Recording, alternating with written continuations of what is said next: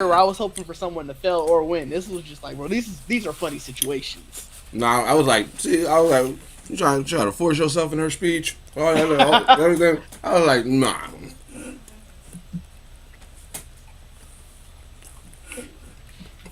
Damn, did Cardi fall asleep or something?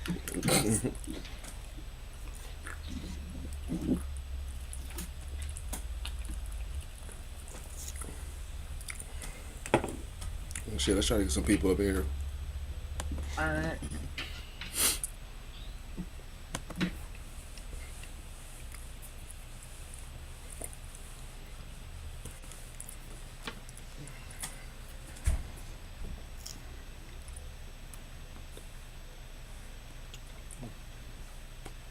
All right, yeah, let's get some people up in there.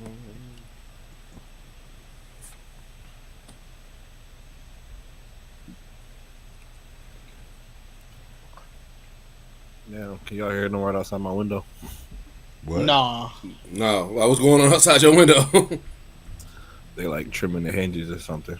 Oh, Nah. like police Nah, you raid or just something going like in that. and out of focus with the With the blur. yeah. Yeah, it's trying to hide. I mean, that's that always pizza. gonna happen with the blur shit.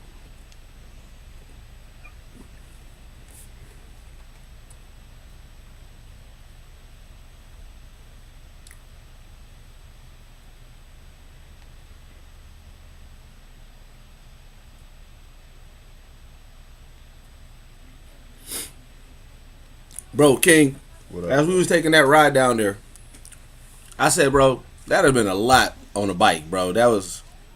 What, to Indianapolis? I didn't. I went there last. Oh, year. you muted. you You muted. Oh, am I? Oh, yeah, my bad. So to Indianapolis, Yeah. bro, we went there last year. It is, nigga. But It's tough. It's tough as a lot of construction and everything. Yeah, I was bro. like, bro, I was like, man, I was damn near like, man, I just really just hope King, So- he don't have to show up. What's crazy is, dog, my battery died on the bike Saturday night. No, Friday night. Oh, man. Friday night. So I had to jump it off, and then I had text. And what's funny about it is, one of my clients that morning, he worked for Harley, so I was telling him about it. I was like, man, my bike acting funny.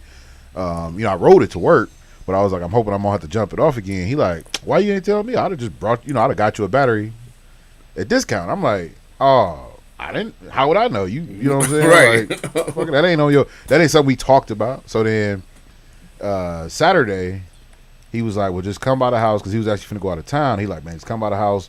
I'll grab it for you in the morning, and then whenever you get done, you can just come get it. And I'm just sitting here Right. thinking, like, bro, it's crazy because it was almost like God was saying, don't take that ride. 'Cause if I'd have took that ride, bro, I'd probably been out there stranded, because battery would have definitely probably died. You know what I'm saying? Going from, Also on the way back, bro, it was the most craziest rain. I would have hate to see you in that rain, bro. Yeah, yes, that was bro.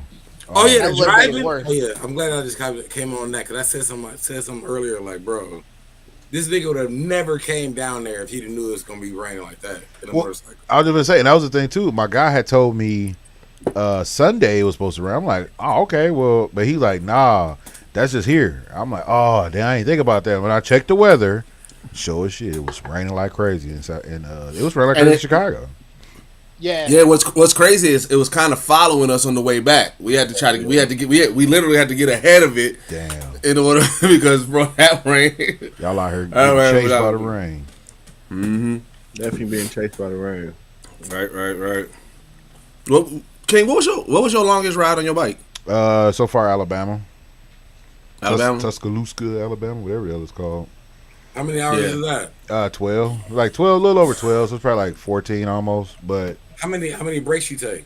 Shit, we actually had to take more than we normally do. It's normally like you take a break every 2 to 3 hours, just for gas Okay. and stretching. But like we had a breakdown. Then we had to get somebody towed. So it was like, it's the only reason why it took that long, because it's normally we could have gotten it done in like 12 and a half, but we ended up taking us 14 hours because of all that. Okay, that was a group ride. Yeah. Solo. How long would be like your longest ride? Detroit, 6 hours, like 6.5 hours. Okay. Yeah, Okay. so. Okay, that's not bad. That's not bad at But all. no, is that no brakes too? Like you just rode it, or you just? No, I mean you got to take gas breaks. Like that, you know. It's not like a car where you just. As the oldest nigga of the group, I have to learn so much through you niggas, like of the ball setup, like Jesus Christ, like pause is like a period in my sentence, just like in word. It was like pause, break up word, like break up the whole sentence in general now. That's just the culture now. That's just the atmosphere, bro. Like because like I was telling you, I wish. Dang it, I forgot to find the commercial. But when I be streaming, like I said, there's always this commercial, and the commercial is promoting something called Woodman's. And the guy at the end of the commercial, every time he go at the end of the commercial, it's two dudes sitting there. They look like they fishing, and it's like Woodman's Insurance or something like that, right? And the guy goes, Woodman's. Well, that's a peculiar name. And I said, was that a corporate pause? I said, did they just do like a corporate pause in the commercial like that? Like I'm like, so I think that's just the culture now. It definitely sounds like hey yo, in a corporate way. Right. Like that's a peculiar name. I'm like, bro, I know they did not just the Booker T. Tell me you just didn't say that. But yeah, I mean, all right, y'all ready? Yeah. Oh, you got it. No, Wait. What was you about to say, King? Oh no, I was just because Bacardi was good. I didn't know if you had more questions.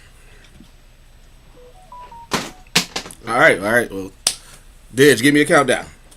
All right. 3, 2. All right. Welcome back to the Geekset podcast, only podcast that blend hip hop culture and geek culture together. I'm your boy Deuces. With me, I got my man Bacardi Sensei here. What is good, everybody? How are we doing? We are doing good, man. I'm still rocking with this con season. We got Didge in the building. What is happening, people? What is happening, people? Hey, we gotta get Didge or what is happening, people like logo, merch or something like that's. Bro, every day I just wait. Every day I see a new video of Didge. What is happening, people? What is happening, people? Didge's face ain't never changed. That we can actually use the old cartoon image of Didge and just make that the bubble. What is happening, people? What is happening, people? That is true. True. So we just own like comic air bubbles saying that. We got Trip in the building. What's going on, everybody? Yeah, then we got King out the. Well, King in the shop. This is King in the shop. Yep. Hey man, shit. We talking Weebcon Indy. This is our con season, and you know, what I'm saying we chose to go to Weebcon. Shout out to Mo Lowry, comedian Mo Lowry hooked us up. He hit me like shout out to motherfucking Mo, man. So he hit me probably like a month and a half before DreamCon. It was funny because so a little bit behind the scenes for those watching, we always trying to figure out ways to continually expand Geekset, do more with the culture, do more with the people, and came up with we want to at every con that we go to moving forward, we want to be able to at least have a panel room, just kind of do a showcase, live podcast or whatever, just to continually introduce people to who we are. Coincidentally, at that same time, Mo hit me. He was like, "Yo, y'all trying to do some more panels and stuff like that? Because I got Weebcon Indy coming. I know the person putting it on, and they're looking for more talent and creators to be a part of their convention. So brought it to the team, and then we was like, bet, all right, right after DreamCon, we hitting Weebcon Indy. Nice road trip. We ain't had a road trip since DreamCon, which was the last road trip that we all decided to do. Which is funny because everybody at DreamCon, because we did that one trip. For the past 2 years, every time. Hey, did y'all drive again? Hey, y'all drove again? It's like, bro, that was once. We did it at one time. That was a drive. Yeah, that was a drive, bro. That was it. The only other person that I think that beat it was probably Trippy. When he did the drive the next year by himself. Yeah. Truthfully, this would be a great Patreon story because I actually would love to tell Diz how mad I was that we got a fucking minivan to do that. We had to. I mean, we wasn't gonna be able to fit all of the people's bags. But I think if we talked about from the beginning of when we were looking for the cars, all that kind of stuff, because we could have gotten a Yukon, like we could have, but we got a mini, bro. Boy. Hey, just the fact of us hopping out at different stops of the minivan, like getting the looks, it's like it's 5 niggas hopping out of minivan. It was Like that, I think that that definitely plays into why we won't do it again. Like I did because my thing is like that's my horror story. Is like, bro, if I see a nigga pull up to me in the minivan again, bro, I will cancel everything on that trip. Like everything, that minivan just handled it handled very loosely. Like, bro, it handled very loosely. There's a lot of minivan slander going on here. First of all, y'all, let's be clear. As a guy with a family of 6, I appreciate the minivans. You know, space. Like niggas couldn't have laid out in a Yukon. You would have been cramping up in a Yukon. That's what I'm saying. Like we had bags and shit, cameras. Being carried. Nigga, we had anime shit. Like I had Rita. Nigga, I had Rita with us. You know how big that axe is? Bro, the axe is bigger than my luggage. You not tell me that's like the minivan would be bigger than the Yukon. I'm just not going to go for that. It's more space. It's just more space. Yeah, it's more space for cargo. Yeah, you can move in and out of a minivan easier because you got think about you got 2 sets of captain's chairs in a minivan, where in a truck, that nigga, somebody gonna have to climb over the seat every time. Dog, that is just crazy energy. I hate hearing about it. It makes my ears bleed to know that we was in the minivan. It just hate to like you the one brought it up. How you gonna This was his pet peeve. This niggas is validating it now. And that's because he thought he was gonna bring it up and everybody's gonna go, hell yeah, nigga, that's your nightmare. No. King the only one right now doing it. We all had our moments of being like, bro, I definitely not being on minivan again. I did my circle of, like, I did my run through with everybody. So y'all just actually faking it right the minivan, I think the thing is, the minivan was packed. That's why it was uncomfortable. Like, if it wasn't so packed, it would have been more comfortable. Yeah, but doing it again and understanding the practicality of it are 2 totally different things. I wouldn't do it again either, but I understand it was necessary. Wait, hold on, Trip. 5 niggas. Yeah, Trip. What was you about to say, Trip? What was you about to say? I definitely wouldn't do that again, man. Like, if we do another long road trip like that, it's definitely gotta be a Sprinter or something involved. Cause this here, my only issue was that the minivan, like every turn, so there's. Like I wasn't able to get comfortable driving because every little bit of jerk, that motherfucker jerk. like it was, and that's what I hated. Because if it was a little bit more stable, like I said, if it was, you know what I'm saying, like you know what I'm saying, an SUV or something like that, I felt like those handle better than a minivan. The minivan, I just felt like you couldn't do anything. You had to be 10 and 2, and I'm not a 10 and 2 nigga. Yeah, I think that makes sense too. Like I said, like I'm not against the road trips. But we gotta do better than the minivan. I feel like everybody having our moment in the minivan, whether you like it, whether you find it. Nigga, I got a ticket in the minivan. I got the worst of it all. Them niggas gave me a speeding ticket. That's why I feel you've been on my side. Like we definitely not doing a minivan. I'm just look. I'm not saying you're wrong. I'm just saying the minivan slander is crazy. Because I get it. I had a minivan. Don't nobody wants to drive. Look, I don't want to be 5 or 6 niggas deep in a minivan ever again. Ever. Like, if I got a minivan, I definitely want it for the children. But that's it. But I feel what you're saying. I think that was crazy for me because, like I said, like God rest my father's soul. Like when he passed, he had a minivan, and that was passed to me. So I lived a life of a minivan. This just sounds like trauma. It wasn't even needed. Like the minivan I had in my life wasn't even needed. Like, bro, you could tell us if somebody ribbed you, bro, at the stoplight. Like this ain't even actual. Hey, you just reliving old trauma. That ain't on because I looked at it. Taking that out. When I did it back then, I was like, I took it for myself. Like, all right, we gonna do this. But I'm like, bro, I don't want to see my niggas in no minivan. No. It's hard to hop out and be fresh in a minivan. I'll tell you that. It's definitely hard to hop out and be fresh. Would it change if it was an Astro van? Nigga, if it was an all black Astro van, that would probably been slick. If it was like the 18 van, definitely would have been slick. Yeah, we was coming down there and cosplaying the van, yes. Or even one of them old player vans where they have like chrome wheels and shit and the table in the middle with the bed in the back. The old Uncle van. Oh God, nigga, I'd have hopped out of that and felt more comfortable. Yeah, but we was in a town and country though, so that I don't get Uncle Van though. So that really would have been like, oh, y'all niggas down here from Milwaukee. Oh, some other shit. Y'all out here trying to pimp out here and shit. Hey, me and Dig's Uncle Jerry used to have that van, boy. Hey, but the great thing about it was comfy seats, and he had the best refreshments in the back of that van. He had that cooler back there with he didn't do canned sodas. He always had the bottle sodas. Oh, see, he was a baller. Understood. Yeah, he's a baller. It was practical. He had the Mexican Cokes, the ones you gotta have a bottle opener and shit. See, I knew it. Uncle Jerry, and I said Uncle Jerry. What's great about Uncle Jerry's a mechanic and a pastor, so he knows everybody. He knows everybody in the city. Not a mechanic. He's a contractor. Oh yeah, contractor. Yeah, sorry about contractor and a pastor. So he literally knows everybody, bro. So, but yeah. So if y'all didn't tell already, we drove to Weebcon this year around. This was actually Indianapolis' first Weebcon.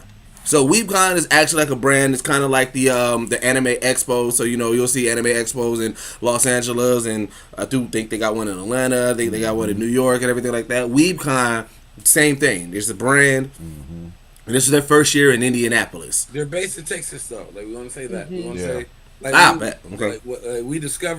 we even discovered about Weebcon, of course, through Mo Lowry, but also knowing that they have actually been established for a very long time in Texas. So anybody in the Texas group, anybody chatting with us from Texas, you already know about Weebcon. This is our first time going to Weebcon in Indianapolis. Yep. And so the ride, like I said, I think this 4-hour ride wasn't that bad. I think coming back was the worst part, and it was only because of the rain. Yeah, for you. Bro. I want you to know that you are a bald-faced liar. When bro, it was so many times I woke up because you was in the goddamn lane that you're not supposed to. No. You woke up once because of that. You woke up once because of that. The other times was the streets. So yeah, no, I will vouch for Deuces on this. The roads were terrible, and I don't know what it is about Indianapolis, or not even Indianapolis, Indiana as a whole. There are stretches of the highway where they put those, like those little grooves to the groove let things, you know. Yeah. They there just are put them in the stretches road. of the highway in the middle of the road. Yeah. They are there. Yeah. So there were a couple times you woke up like, "Yo, you good?" It's like, "Well, yeah, nigga, the road fucking sucks." Yeah. No. But that last one was valid. That last one was valid. That last one. You know that last one. The last one. No, there were. What's crazy about the last one is I woke up before you did it, so I saw you do it. That's how I knew. That's how I knew there's no way you can get out of it. I woke up and I was like, bro, this wall close to me. I don't know.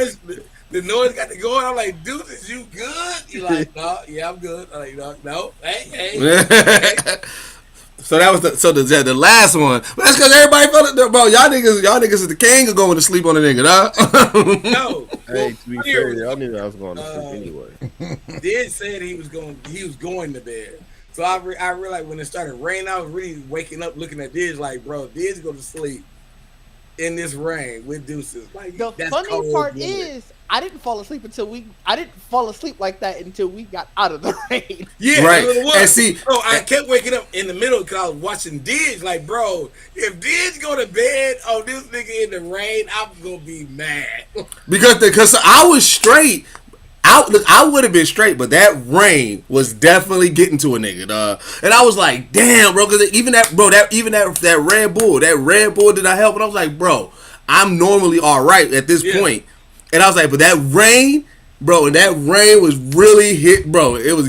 I was trying everything, because even Dish was like, you cold for your playlist being all up tempo. I'm like, yeah, I did that on purpose, but that rain was working overtime.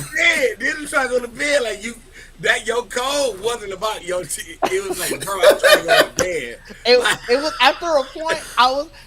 I had loosened up my hat so that way I could hold it over my eyes and my glasses. I'm like, bro, I'm trying to lay out. This nigga got this music going 180 BPM. Like, nigga, It was plenty shit. Rapping the songs, like bro, like y'all think I was asleep, I wasn't asleep that bad. Like I couldn't, because I really, as the oldest nigga, I could not. I saw the rain. I was like, all right, bro, I'm not finna die in my sleep. You know what I'm saying? Like, I'm gonna wink my eyes, keep looking at you niggas. But when you started rapping the songs, I was like, all right, bro, this nigga struggling. Trying to stay I had to figure it out, bro. It was plenty Chicago drill music, plenty gun shooting music. I was like, I need all this stuff. And like the coolest thing was, like I said, because I was playing which is you said you ain't played it yet. Like I was playing on my phone. When you look back, you was like, Ronald, I was playing the game. I was playing that Marvel Rivals, the Ultron thing, because every match is like 30 to 45 minutes. So I was like, all right, let me get like 3 matches in. So I'm like, by that time, I'm like, we damn near halfway home. I was say, you be in Chicago, buddy. Yeah, I'm about to take a nap now. Like, I'm taking that down. Bro, that's how I knew I was playing that game. But I was supposed to be playing the game. Yeah, oh no, one time I turned around, you was playing the game, and you was like, the phone was out. But I was using that because I was so scared that Dennis was going to go to sleep while Rudy is riding in the rain and was gonna kill him. I'm like, bro, I gotta do something.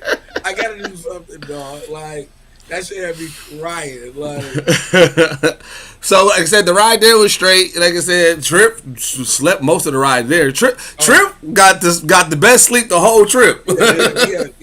Trip don't ever depend on Trip to ever do anything about life. But I feel like he like, bro, if I can go sleeping, that's actually the best way to go. You know what I'm saying? Like let me go there. Like, don't let me worry about none of that shit. So when we pull up in Indianapolis, at first I ain't gonna hold you, and we talked about this at the pod that we did there because we was doing a live podcast at the place, and we already had the thought process like, okay, when we get there, we gonna have to promote. Like we was kind of like a last minute addition because we were still trying to figure out if we was gonna go, what we was gonna do. So we was like, we got to make sure we hit the grounds running, talking to the people of the con. But as we was pulling up, now for those who go to conventions, you know, when you go to a convention, you usually see a shit ton of cosplayers outside or around the convention center, walking around, crossing the streets, parking, whatever the case may be. And we pulled up, and this is like a regular ass downtown. Like it was like it was definitely extra. It was like a regular downtown. And I looked up, I saw the skywalk, and I was like, all right, well, I see people in the skywalk, so I'm like, all right, bet we good, right? By far the best parking that we've had at a convention yet. Parking was beautiful. By far, oh, wow. That's the most hilarious thing I've ever heard to even say that. Like by far, because people who do creative stuff at conventions, they know how much a pain it is to have to either lug your stuff around all day or have to take that trek back to your car. This one, the way that the convention was set up, the parking garage that you were in is essentially right between the two buildings. Like half the stuff was in the hotel, half the stuff was in the convention center. So parking, in order to get to either, you have to pass by where we parked, and we parked on the 3rd level. That was perfect. So we were right by where the skywalk was. Mm-hmm. It was beautiful. Yeah. So, and then, but again, when we get in, so 2 things that was hilarious for me. First, when we get in, this was truly a convention center, right? Like, I mean, I know that sounds crazy to say, but like when we walked in, it was very serene and quiet. It was like a real live convention center. And then Bacardi immediately could not stop talking about the air quality. We didn't have to do that. Good or bad? Like I ain't like no, you know it was bad. It was like I look. I'm not here trying to disrespect him. Like I didn't know we was gonna bring this part up. I didn't know either. I didn't know either. I thought that was to live where it was living. You know what I'm saying? But I mean, no. I mean, it's like I mean. I feel like maybe what I smelt was the convention difference between DreamCon and another. We did a video on this, didn't we? We did a episode on this. So maybe so that's what I'm gonna stick with. I'm not gonna say that Indiana or Indianapolis in general smell like this. Just that pocket at that moment. Something tipped off in us. And we're actually also are. Like we are actually like We are associated with that. We've been to enough conventions to know the different smells of a convention. Yeah. Like, you know what I'm saying? So that's what it was. Like coming from DreamCon and going into Weebcon, there was a very, very, very complete smell difference. You know? Skating around this is crazy. He goes. Hey, listen. So it's crazy because I have to say, because I did not make it, I am the guy wanting to hear everything. So hearing this is intriguing. Like I'm over here, like I want to get into it, but I understand what he's saying. So. Right. So we go straight to the registration because we get there like around what 12 noon. Yep, and our panel is not until 6. So we was like, well, we gave us some opportunity to get a feel of the convention. So we go straight to the convention, the main exhibit hall. Right, that was the exhibit hall. Yeah. We got because it was right outside the door of the getting our main exhibit hall. And the first thing, we almost didn't get our badges. I also didn't know we were still talking about that. Yeah, I mean, I didn't know that. Did that happen? That we didn't get our badges? Well, not necessarily. Not necessarily we didn't get our badges. So the lady, when we pulled up to the registration, I was like, "Yeah, we're here with Geekset. We're here to pick up our panelist badge." And then the guy was like, "Where's you got the QR code?" I was like, "No, they didn't give us the QR code." And he was like, "Well, they normally have a QR code, right?" And I was like, "Well, they didn't give us a QR code." I was like, "I don't know what to say." And I was like, "But no, somebody said that our stuff is going to be here, right?" And I was like, so I had to look through my email, and I was like, "Yeah." And then I name dropped. Shout out Kim Jimenez helping us out with everything that she did. So as soon as Jimenez makes more sense than Jimenez. What he said? Hey, charge it to my heart, not my head. That's not all right. Like if you gonna shout out somebody, please get their name right. But I feel like she didn't say her last name to me. I just going off of the email. It's crazy that you didn't default to Jimenez. Boy, this nigga, you crazy. I don't believing that your older brother would default to that. Right. Somebody would. Like really, I'm on your side. That your younger brother is crazier. For not thinking somebody is going to default to that? Like, that is... All right. I'll take it. Whatever. I mean, this is Rudy we talk about. I mean, this Deuces is definitely going to say it the way he see it. So, wow. But he apologized. He said, I'm sorry. I'm sorry. Like I said, I definitely didn't mean no harm. He had good intentions. Right. But soon as I name drop, soon as I drop that name, and you know what's crazy, Didge? You saying that, but I'm 100% positive. That's how I said it at the con desk, and nobody corrected me at registration. I almost said something that we shouldn't. Why would they? Yeah, I would say because as a person who has a name that people mess up all the time, like I just get to a point where you got it. It's close enough. You probably fucked it up, and that person that told Kim like, dog, this nigga went crazy. So what's her name? Kim Jimenez. And what did you say, Deuces? He said Jimenez. Jimenez. Yeah. Hey, the jalapeno. Let's go. Shout out to Kim. Because soon as I name drop Kim, they were like, oh yeah, we got you. Like I was like, Kim is definitely the man in these streets. Like she's top woman in charge. She like because soon as I said Kim, they were like, oh yeah. And then I ain't gonna hold you. Staff became super accommodating for the rest of the convention too. I don't know if they wasn't not, but I just feel like at that point, people was rocking with us. I mean, we had panelist badges on at that point. Like, well, we ain't no three-day weekend niggas. You know what I'm saying? So y'all talent at that point. Yeah, we ain't no Saturday, Fridays. You know what I'm saying? Like we ain't here now. Yeah. So the first thing that I noticed when we get in at King is that, bro, they had so many voice actors there. Imagine like the Anime Milwaukee Hall, right? Snacks. Yep, and then across all 3 walls except the entrance wall is voice actors. That's how many voice actors they had on all 3 walls except the entrance wall. they had voice actors, all tables set up, doing autographs and everything like that. It was crazy. And so like I was like, so that to me that was dope, and that's when I realized, I said, yo, you know what? We ain't been to a random con outside of the ones that we go through yearly in a while. So it was a different feel to go to a con where, one, we didn't really have any outside of Mo Lowry. We didn't have any mutuals there. Most of the people at that con didn't even know who we were. So it was kind of like taking it back to the Geekset roots. And so that's like, for me, I was excited about that. Like I told everybody, or I was trying to say, it's like we haven't.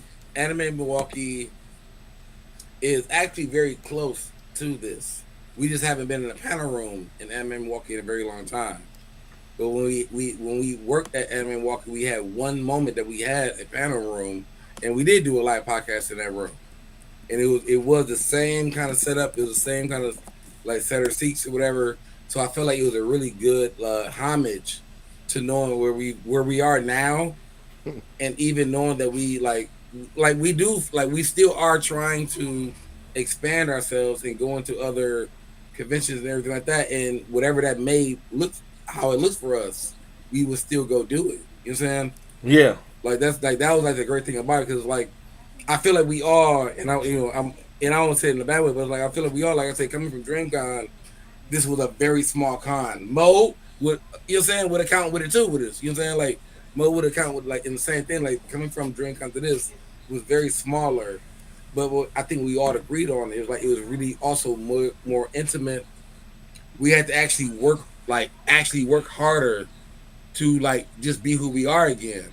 Like it wasn't a moment of like, oh, y'all know who we are because we done this so many years, and you know what I'm saying? Like it was our first time there, and getting the panel. So it was like, I think showing that we was there in that space and what we can do to even get the card that we got to come into that room was like great, because it's like we had people want us to come back again today. Nice. Yeah. Nice. Like that. Yeah. What about you, Strip? No, it was definitely a huge difference coming from DreamCon last week to Weebcon this week. Just the like the amount of people, right? And then now we come from having been already established to now we got to really put the elbow grease in to build this panel the way we wanted to. But I mean, just like even the exhibit hall, like how the vendors were. I think Weebcon had more things you really wanted to buy as collectibles as opposed to DreamCon did. I mean, shout out to all the vendors at DreamCon, you know, but it just, I felt like Weebcon was more so for the collectors. You know what I mean? Because they had some things out there that, you know, really jumped out. I heavily agree with that. Like, I feel like that was we've been to so many bigger cons that we forgot what it looks like to go to just a smaller con. And it wasn't a small con. This was just their first con. Yeah, because it was a decent size. Like the convention, it was a decent size, bro. Like they had Didge, what about you? Going to this one. I liked this con because, to what Bacardi was saying, it was smaller, it was more intimate, and I think just the lasting impact is we created, I think, a lot more fans this way. Like especially in the room that we were in, like the conversations that we were having throughout the podcast.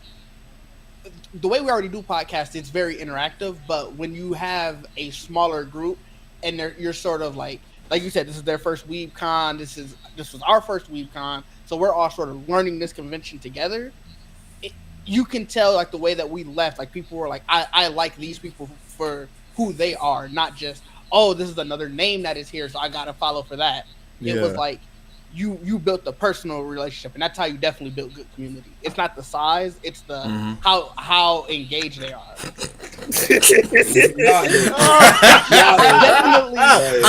trying to Cousin King here, bro. It was Cousin King, bro. I saw his face with it, but it was like I said the size of the community. Like I said, I know, but I saw King. Because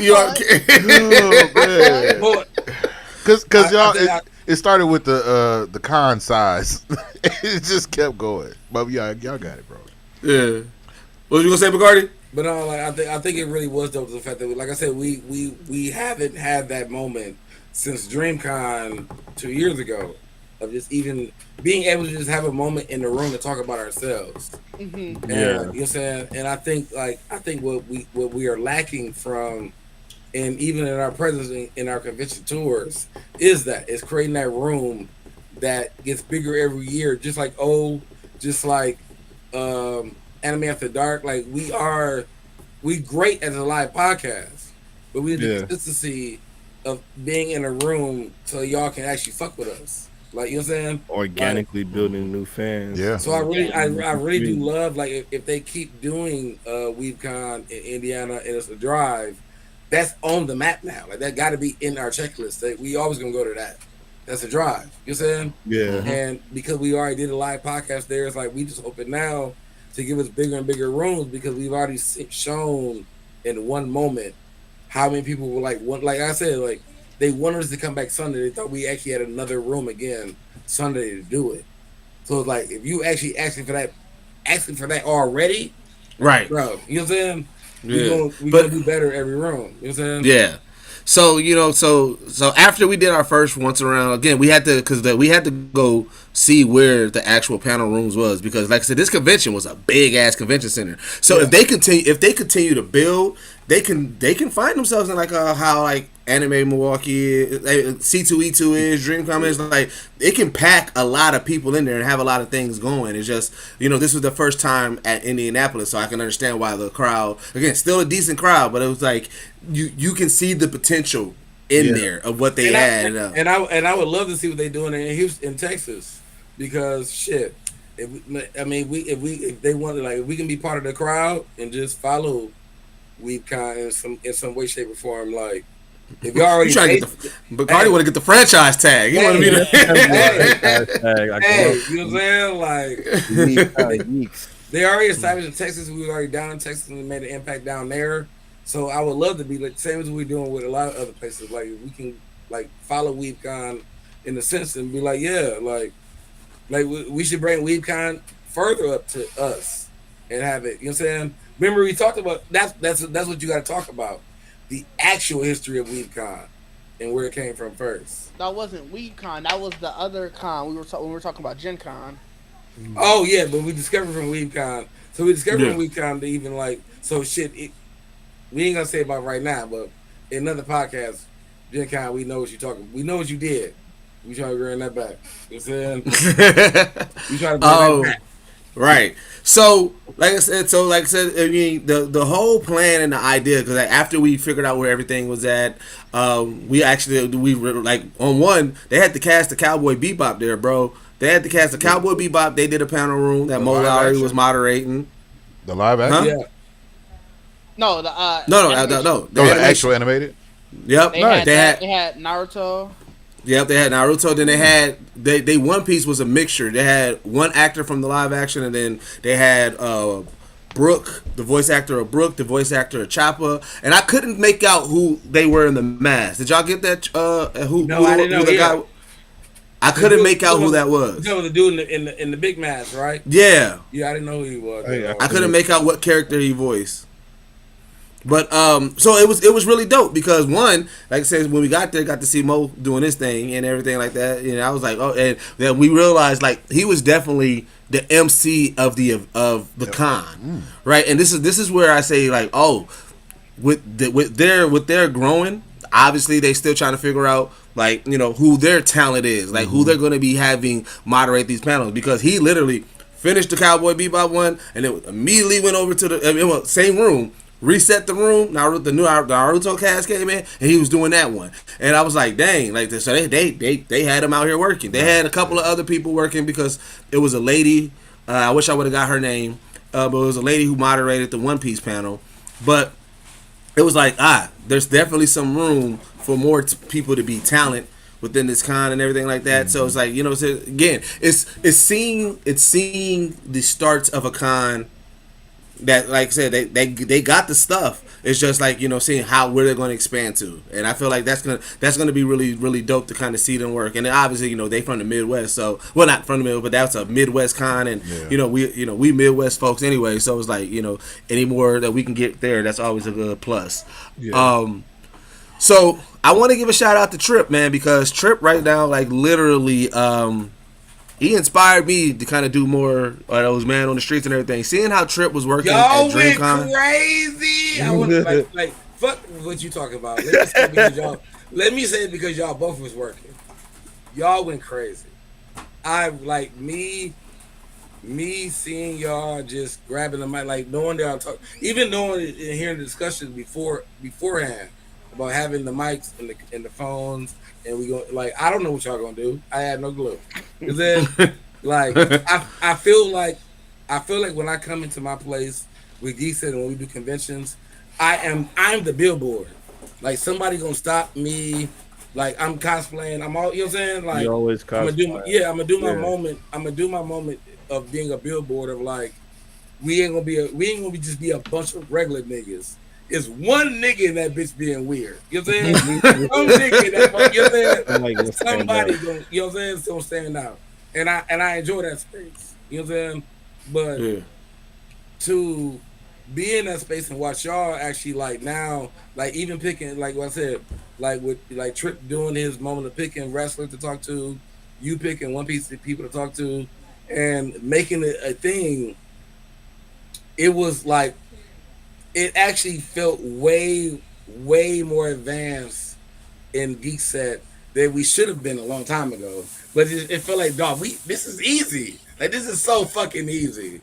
Yeah, it is. You know what I'm saying? And that's why I'm giving a shout out to Trip, because I've always had the idea of doing it, and I think, you know, because of how Geekset is and our inception of the creation of Geekset, we are like when it started off, when it was just me, Bacardi, and Lib, we all came from music backgrounds and everything like that, so we all was already used to doing high quality things. And then we brought in Didge, and Didge is a person like, all right, we got to get it in 4K, this audio needs to be clean and everything like that. So a lot of the times we put a lot of thought process and everything into process on trying to how we're going to accomplish this at the highest quality rate.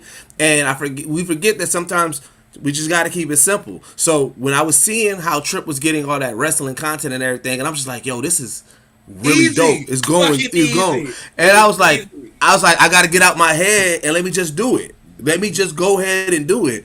And so, you know, I gotta give Trip his shout out, because that's what fueled me for this one. I was like, all right, if we doing promotion and we're trying to get people there, well, I'm gonna talk to some people. And as we was there, and this is before I knew that there was a One Piece panel, I was like, man, there's a lot of One Piece cosplayers. I'm gonna do some One Piece questions, and so that was my focus in regards with that. And I love, because like I say, what y'all did actually inspired me to make sure, even going forward now, that's like it. I want to be that other extra content of the cosplay. If someone stops me, like I want to take a picture, whatever with you, it's like, oh, you ain't gonna just get this picture, my guy. We can interview you now. Like you stop me, I'm gonna interview you. I'm gonna talk to you, or even my thing. I feel like I want to add that extra aspect even to myself because of cosplaying within Geekset of like that. So that's just like I said. Like when we make content now going forward and conventions, it will be 3 sets. It's wrestling content, it's cosplay content, it's Deuce's giving what he does interview, like it's random word on the street content, like like those are actually the areas of the other random shows that we still fleshing out. You know what I'm saying? That we're just like we're putting on in a real space right now, in this question space. So like I was inspired by seeing y'all, like, bro, I should have, my Roshi thing in DreamCon is like, bro, as much as niggas stopping me, I should be like, oh, hey, hold up, come here. I'm gonna interview you. You know like I should have did the same shit. So like I'm definitely inspired by the same thing. Yeah. So Trip, like you know, I just wanted, like I said, I did want to give you your moment in regards to that, because like I said, I know we talked about it a little bit in DreamCon and everything, but like even just seeing that change the landscape and everything like that, as far as kind of like content that we doing at the con, like, you know, with your thought process of that, like I guess I don't think we ever asked, like, what made you want to start doing that more? It's just a way for us to continually organically build the community, right? If you want to, continue to expand, people got to see us, and the best way for people to see us is to go out and be seen. So that means just going out and talking to individuals, getting individual contacts, and you know getting introduced to their socials. And now now everybody that they know now knows us. So it's just finding new ways to get the brand out there, and what better way than to go and talk to people that's actually out there, not just the big celebrities, but the people that follow them too. Yeah. Like I would say, just from a aspect of mental health in general, like my semi anxiety with people, cosplay helped with that. Yeah. Oh, okay. I feel That's like dope. I feel like learning in an aspect now where I'm taking cosplay, and like I said, learning from y'all, where it's like I want to talk to more people cosplaying, but because it's like I was, if I'd have been in regular clothes, just like with y'all, I would still be more to myself. But me putting costumes on makes people talk to me, makes me have to like be in the space that I'm uncomfortable in. And you, once you've done that already, you broke that first layer. So it's like, how do you improve yourself more? Yeah. So, you know what I'm saying? So like I said, like seeing Trip and like you know what I'm saying, like it was that, like, bro, like we already broke that mode of wrestling. This nigga did crazy shit DreamCon last year. Yeah. You know what I'm saying? So the only thing you could do now is like, bro, you know who I am as a person. Right. You know so it's like I'm just expanding that in a way that I'm trying to find my community through my own, you know what I'm saying, my own actions. Yeah. So, yeah. Absolutely, because just being able to step outside of my comfort zone last year and doing that shit last year, and then taking it a step further, and now I'm going out and talking to people, and just kind of setting the tone that way, because the guy stopped me at C2E2. It kind of put the bug in my brain, like, hey, we can be doing this. Yeah, you know what I'm saying? Yeah. I'll say somebody do it. I think these are actually the steps of like the older generation. The young niggas already figured this shit out. They don't give a damn. You know what I'm saying? Yeah. As you get older and you actually are still breaking old actual like modes that you were used to, and you just kind of realize like, bro, I actually can be just like everybody else. Like I really like it's just more Yeah. you know what I'm saying, of doors. Like, And like I said, because like with me, it's just like look, I'm comfortable in any room, bro. I don't care. I don't care if it's a crowd of people. I don't care. Hey, yo, can I get a minute? Can I get a moment for y'all real quick? Like I stop a crowd ASAP. So I was like, a lot of times I should be like, again, just thinking too much of it. I'm like, all right, I want to make this be as high quality as possible, or whatever the case may be. And so sometimes I be getting in my head. And then again, like I said, Trip was just it was a reminder of, well, keep it simple. You gonna still get good quality content. It's going to be exactly what you want. You don't have to overthink this, like you are. You're not by yourself, like, bro. My niggas, we all on the string. Like, this is the niggas, bro. Mm-hmm. We're like, we'll beat a nigga ass, like, fucking, like, well, who the fuck we all? You know what I'm saying? How do we get to I wasn't thinking like that, bro. Like, how did we? But like, y'all be, y'all had y'all moments where we like, we gangsta geeks or we gentle geeks. Do we? Like, Gangsta geeks is crazy. Gangsta geeks and gentle geeks. I remember we talked about before. I do want to shout out Amp Agent though, because I mean, a lot of videos that I see from him is when he's giving advice, it's just do the content. You know what I mean? Like that's from every major content creator. Mm-hmm. Do the content. Like no matter how you think it's gonna come out, just do it. Somebody's gonna like it anyway. Mm-hmm. Yeah. There's way more people out there right now in the world that's looking for the stuff that we're talking about. And the more that we don't do stuff is the more that people are not seeing from us. Yeah. So I think Weebcon really showed us, dog, we can move crowds and we can make waves in just a short period of time, given all of the talents that we all individually have, right? You know what I mean? So just to see that come to fruition in the way that it did, I think it was just, really like eye-opening and kind of, it solidified the way that I think about us. I fuck with that. No, I fuck with that energy. I think And I think all of y'all have to take a step back and clap for yourselves, because the reality is like to double back and go to a con right after going to an out of town con, like y'all did a road trip con after doing a fly to con, right? The reset, the mental, mindset that you got to have to go in there, like you say, from one where it's not that we're known at DreamCon like that. Like we're known, but we're known by people that are seasoned. So the new people, they get to know us because, like you said, we mingling with people that everybody know, or people that have heard of us now get a chance to actually see us. Where you go to a new con, it's just like going to Anime Milwaukee. In reality, you're meeting a bunch of new people that are brand new to the idea of Geekset, that are brand new to the individuals of Geekset. So y'all really gotta not saying what y'all haven't done already is give yourself y'all flowers, but just really bask in it for a second. Like y'all went somewhere, man, and helped that con build their brand. Yeah. So I was just about to say that, because the one thing I noticed, and I was like, man, you know what? We gotta continue to go to more, smaller cons or cons that are not, the big, like the huge attraction. Because the one thing I noticed, and coming from DreamCon and also seeing like what we've seen in C2E2, there was not a lot of content creators actually creating content on the con floor. It was literally this was con goers. This was people who specifically, I'm dressing up to go to this con. Because I want to dress up as the player, as the character. I want to go to this panel because I like this show and I want to buy stuff. It wasn't. It was funny because afterwards I saw. That was a huge difference. Yeah. DreamCon and see this level of thing. But I think most Midwest and smaller cons are like that because like you said, I feel like it is a con culture where the bigger cons are more for like the reunion. Okay, I know once or twice a year I might go to a bigger con. I'm gonna see a bunch of people that go to their individual cons they like, but maybe online or maybe in our own professional realms, we mingle and do stuff, and this is our time to hang out. That's the big con, I think. Approach I to get con that big goals. con energy. Where the small cons, to me, because I got nephews and cousins that go to small cons all throughout the Midwest and the South, right?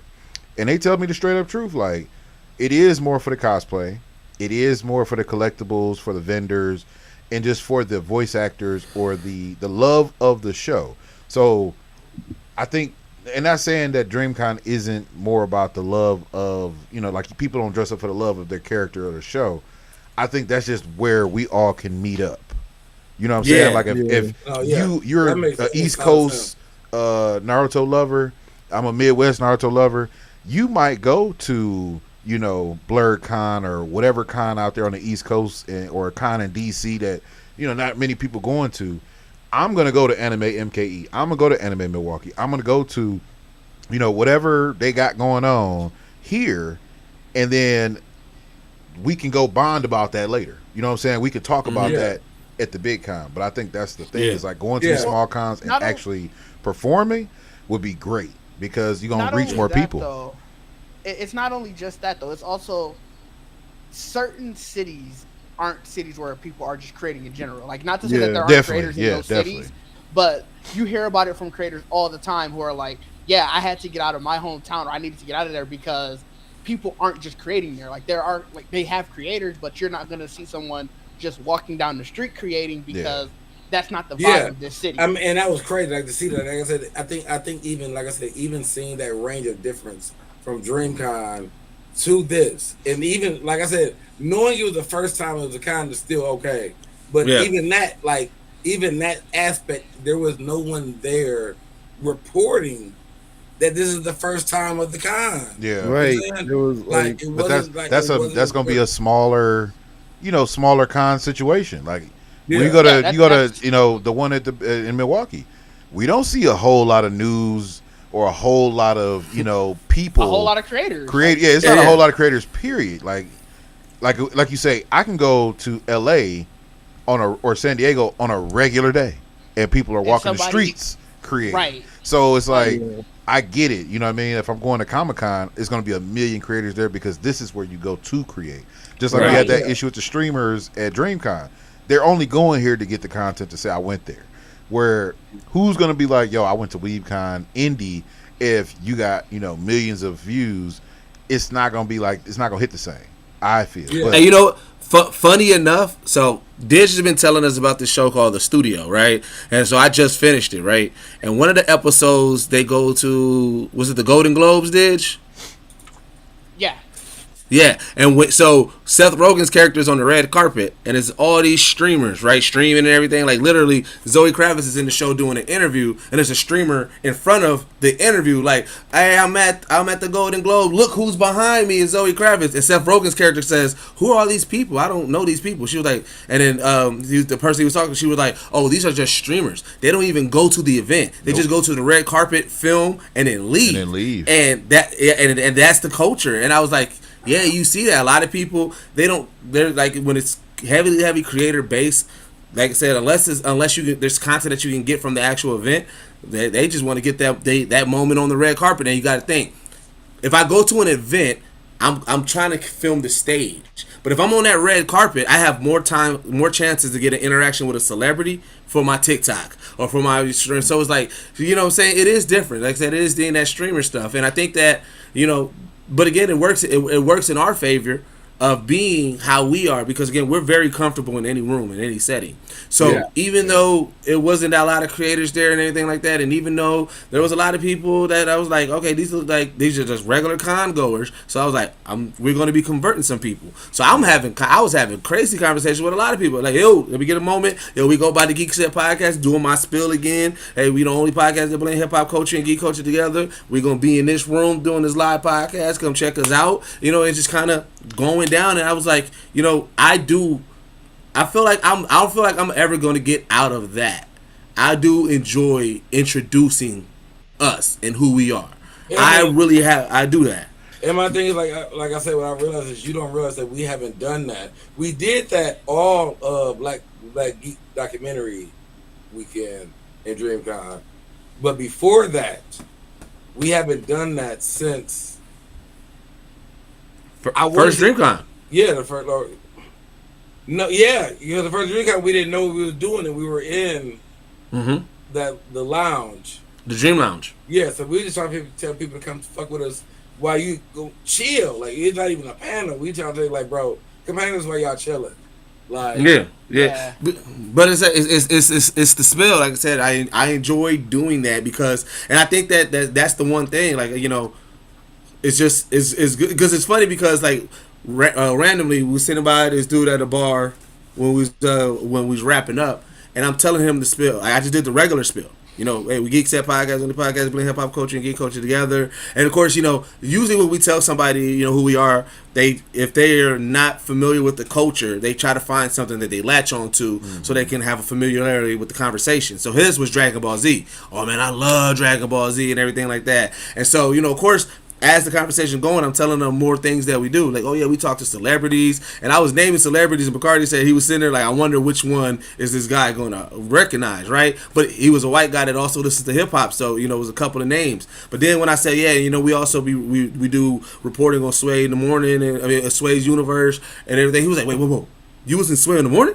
I was like, yeah. He's like, wait, y'all know Sway? And I was like, he was like, why you didn't leave with that? And so it's like, it's fun. Like, so it's funny because all random shit. I don't know them niggas, right? But it's funny because it's like, again, it goes back to the conversation that we keep on constantly having, is that we do have these tempos that and these benchmarks that we definitely accomplish that can really help sell with our pitch, but I'm still just using the regular podcast pitch. I don't even if you engage in more conversation with me, then you'll get the nitty gritty of like, wait, y'all really doing some stuff. Yeah. But if you like, first initial is just be podcast. But again, I also lean into our elevator pitch for the podcast. It's just that good, because if I'm not even bringing in the heavy guns and you tapped in with us, like I feel like our elevator pitch is fire. I feel like that's how it's just. You're fine how it is. Yeah. You know what I'm saying? Because I feel like the greatest thing about us and what we do as podcast is like, there's so many things that we've done, that it's like all you gotta do if you cool with the tagline and you locked in on that, Yeah. then we're gonna actually tell you.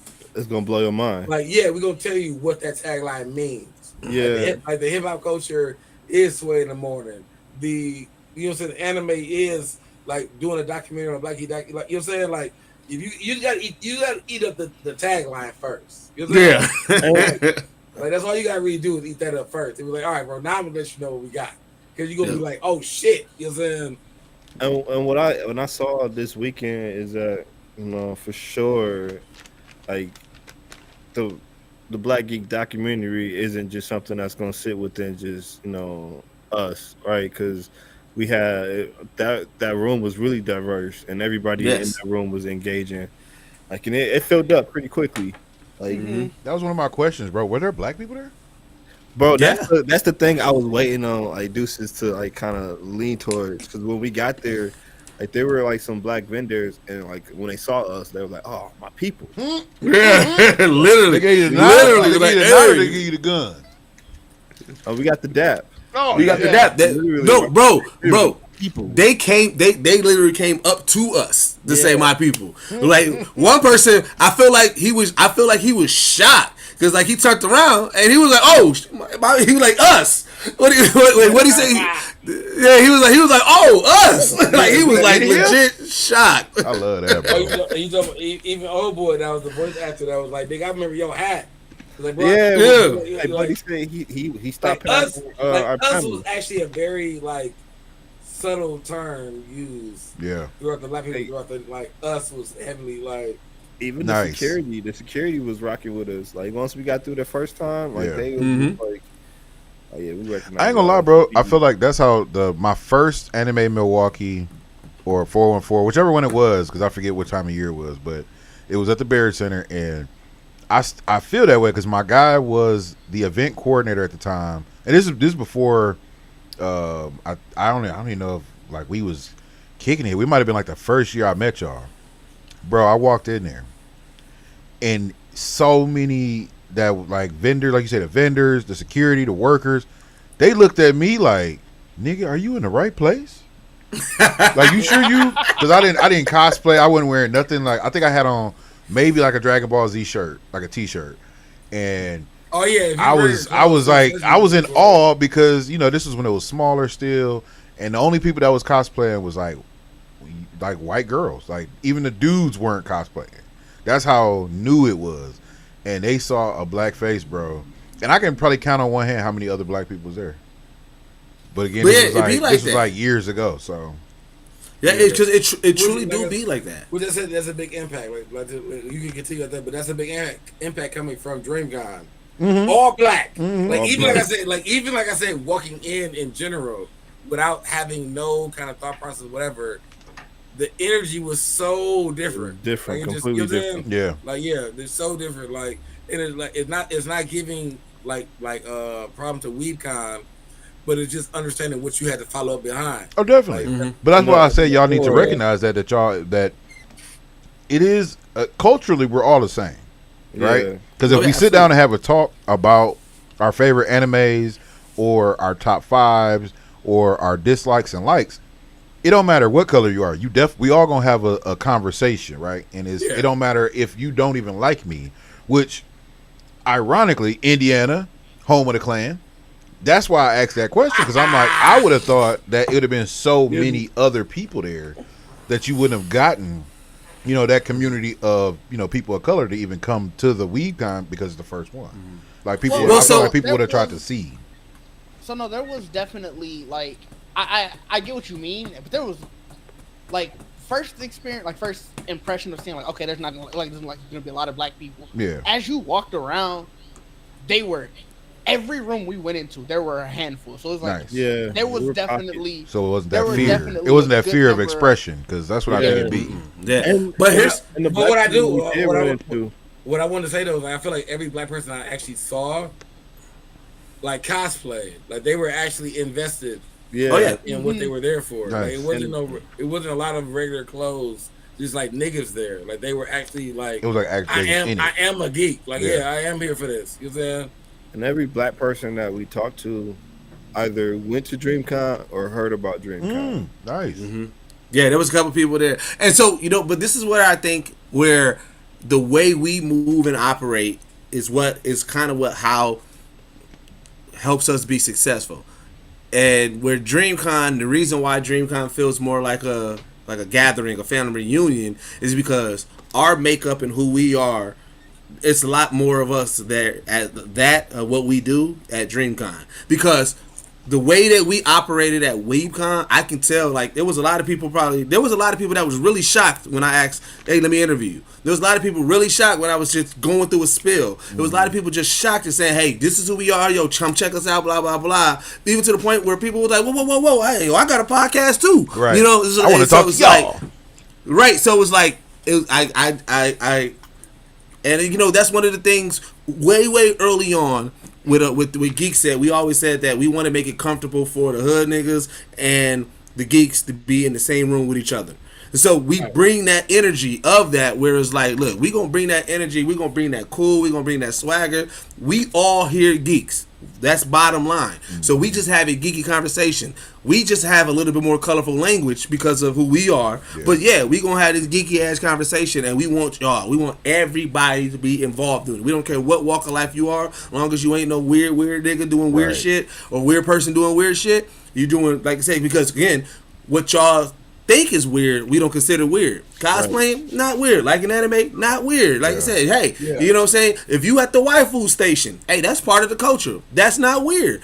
If you doing too much at the waifu station, we gonna call you weird. If you doing too much at the maid cabaret, we gonna say something. But it's like I like that how we bring that, and that's kind of once we figured out, established where our room was at, and we established we got 2.5, 3 hours before this con. That's when I got into mode, and so there was like people I was interviewing, people I was just saying, yo, we here, come here, we here, come check us out, yo, and so once we went to go set up the room and everything, again, same thing. Once we established the room and set up let Bacardi set up his merch table, we got the cloth going.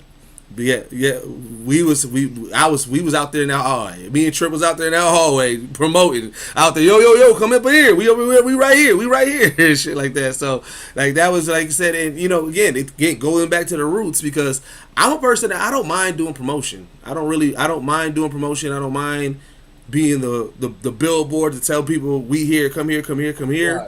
Right. It's that's something that's already embedded in me. So and like I said, I do it for people that's like I said, you saw that's how we got in with Carl Jones a little bit, because I was doing that for Carl Jones, and that was just because I fuck with Carl Jones, I fuck with what he was trying to do. So if I'm gonna do it for other people, I definitely do it for us. And so that's when we get, like I said, and as we started, like I said, we started off, we had 3 people in there at first, and just kind of like with Con, that was the first time that I realized, hey, keep that door open. I like what's it? Marvin Sapp trying to get y'all to close the door. I want them doors open. Leave that door open. Leave that door open. Leave that door open. Let the vibe reach the people. Yeah, like because you got to hear me. Bacardi already said it. When we walked in, we realized we didn't need speakers and a microphone because of the way the room was set up. But even though Bacardi was like, we're gonna leave that door open, they gonna hear your ass because they gonna hear me. Like I said, we should all right. Like niggas gonna be like, what the fuck is going on in this guy? With the documentary, with the trailer paused on the projector screen, people gonna want to see what that was about. Mm-hmm. Yeah. Yep. And then, like I said, I brought a yard sign thing for my one-on-one with Deuce's interviews. But again, also giving us new ideas of things to do, because I was like, I'm definitely going to get a Geekset podcast live poster board that we can put outside of our rooms that we doing it. We can come in with the stand, because I was like, it's just letting people know we here, because I think that's what I want for Geekset moving forward. Is I want the hype of, oh shit, Geekset here. Like, you never know what con we gonna pull up to. Yeah. And I want people to be excited for, oh shit, Geekset here. Are they doing something? Oh, they got the live. Like, I want the live podcast. I want the lore of it to be like, yo, if you see Geekset or live podcast, go. It's gonna be a great time. Oh yeah. And so I think that's what I want. Spreading out the performances, as it were. Because like I said, we even talked about doing it, individually, not just at cons, but like in the cities that we traveling to. this is great practice. You know what I'm saying? This is a great way to build it up because you're gonna be in those rooms with people who they get the jokes, they get the puns, they get it. You know what I mean? Like where we get out here into the regular world, these people ain't necessarily gonna understand everything. They might not understand like the references to the cons. So I definitely get going to these cons, man, and building like a real base with people who are already tapped in and they live this. Like, cause like we know, if you into cosplaying, bro, you gotta live it. Like you can't just be like, I kind of fuck with it a little bit. No, nigga, I gotta hunt some shit down. I might have to knit and sew. I might have to outsource to get something made. Hell, like I chased down, like I said, I chased down my ex, nigga, for 2-3 years, and finally got it at a small con. You know what I'm saying? So, bro. So the thing about the one thing before we get into the actual live podcast, we kind of talked about it a little bit. Their vendor tables was way better, right? Yeah. Way better, bro. They had Meliodas' broken sword for a great price. I said King would have been crazy here, bro. Bro, they had so much 7 Deadly Sins stuff. I was like, King was literally just saying, I don't see a lot of 7 Deadly Sins shit. Asked so many vendors at DreamCon, dog. Like it pissed me off when I went to the one. I think you were there with me when I asked about the banner. Yeah. And the dude, like, he had 2 7 Deadly Sins banners. One that didn't have Escanor on it, but it had everybody else, and then it had one weird ass Magic Knight who didn't even fit. He was nobody in the whole series besides a nigga who traded on Meliodas, and they put him at the top. But then every other sin was there, so it's 6 sins, and then this nigga. You couldn't have just put fucking Escanor there, and then the other one was just Meliodas and his girl. So that's what pissed me off, because I'm like, y'all be having 45 million other, banners for all these other shows that don't nobody even care about. But this one show, that it had a couple bad seasons, but it was cracking. While it was cracking, y'all do this? Like, come on, bro, get out of here. Yeah. So you would have liked this con. This con definitely was 7 Deadly Sins friendly. No, I'm real sorry. 7 Deadly Sins friendly. I mean, it definitely made me realize that we definitely do a lot of. Even if you think about anime MKE, C2E2, like all of those are actually really more mainstream. To really see a convention that was like a lot more smaller, where the vendor quality is like the smaller. I'm understanding now. The smaller the convention is, the better quality of damn near of the like stuff. the rare shit you look for. Because them dudes, you gotta think them dudes are a career. They do this for a living, so they going to all the conventions like that. Because that one vendor almost had Bacardi, bro. He had deep cut Dragon Ball figurines, bro. This nigga had so much old Dragon Ball material, bro, that it was like. Had Bacardi for like 30 months. I'm talking about like this nigga had shit. This nigga had shit in old like packaging, bro. Like the shit was faded, Japanese words. Like, bro, where you buy this at? Like, bro, like, and I'm like, dog. I'm like, bro. But he had like I've never seen like even like the modern things he had, they were like old Dragon Ball scenes, like the original show scenes. Where I'm like, bro, I've never seen this. Like Goku with a tail Dragon Ball. I'm talking, bro. Like even deeper, bro. They had you know the little robot, the walking robot from Capsule Corp. Oh yeah. Yeah, they had Kid Goku with one of those. They had one that you don't see a lot. He had a adult Goku on the flying Nimbus. He had he had stuff like that. He had a remote control car that actually wasn't Goku on Nimbus. It was Goku riding one of the Red Ribbon, like where he actually stopped like while he was still going in one of the animes. Yeah. He stopped the car with the stick. Like, I guess the controller. There was nobody in the seat, but Goku on the hood. But it was a remote control car though. Like you could actually it looks cool. Like, bro. Yeah. That's some once in a lifetime. And you ain't get nothing? Bro, I couldn't get. I was like, bro, I can't do this. After DreamCon, I understand. After DreamCon, I understand. I opened my credit card statement today. I was like, it made me so mad that I spent so much at DreamCon. Yes, bro. But I'm learning now. That was the first time that I learned specifically, like, all right, my now convention touring gonna have to mix both of these. Because I'm not gonna keep spending big money, like big, you know what I'm saying? Yeah. In all these like bigger conventions where I can go to a smaller convention and actually get what I'm looking for. Hey, For some decent prices, and they were working with you on the price. bro. That's the only place that I feel like when you ask a nigga on Sunday if they got a deal, they had a deal. It's just smaller cons. You go to drink. Well, and don't get me wrong, I did hear about like the after at the exhibition halls at DreamCon, which, man, shout out to the people who took advantage and got all the free stuff. I feel y'all. Like, I wasn't paying another $40 to stay around and get T-shirts and hoodies and shit, but I feel like at the con, like smaller cons, you gonna definitely find the collectibles, the electronics, the games, all the games that we really be looking for. I feel like you have a higher chance of finding them at the cons, that aren't so mainstream. Because the mainstream con, bro, think about it. I can find like a sword, right? At a mainstream con, they're gonna probably want like $200, $150. If anything, maybe 90, and that's gonna be like the flimsy, weird looking one. I can go to the smaller con, bro, and they're gonna work with me. You know what I'm saying? I could probably catch one for the 75, or you know what I'm saying, whatever. Shit, that's how I call the con shirt. Like, I always try to get my con shirts for every convention. And as we were leaving, I wasn't even paying no attention to what the nigga talking about. But it was like $25 shirts, and we was walking out, and I'm like, damn, I did want to give me a shirt. He was like, bro, $18. Right. Like, immediately. And it's a Saturday. This ain't even Sunday, before closing.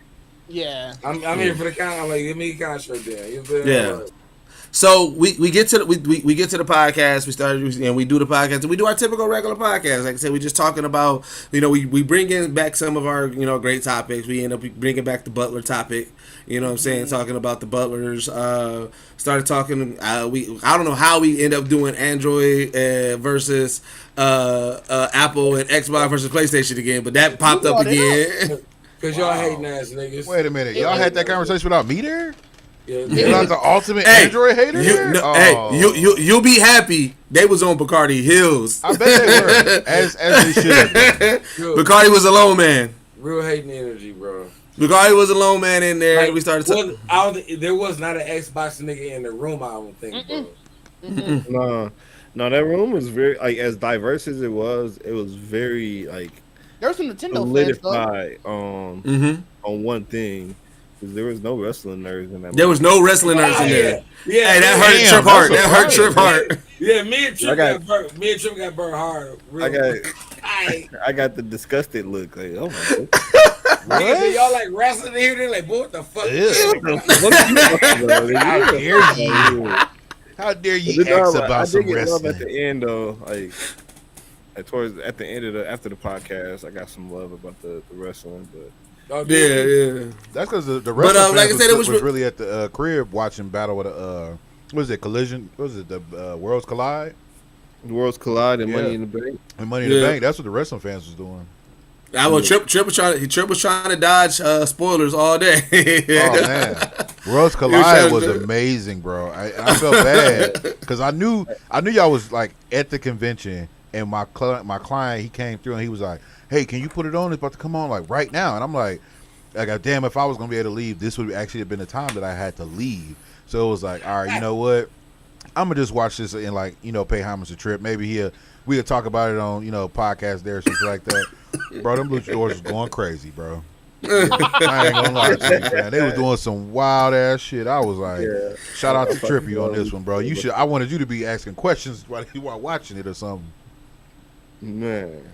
Yeah, so but the conversation was really dope, like I said, because and that's what I love about when we do our live podcast is how people in the crowd, they immediately get it, like get the premise of it, right? And it goes, I think Diz was the one that told me this. He was saying, he was like, you got to think, going to these conventions, they love being at these panels, but they do the same thing over and over. They're sitting at the and they're at the panel and they're listening, and then they line up to do questions, and then they go back to their seats and then they're listening.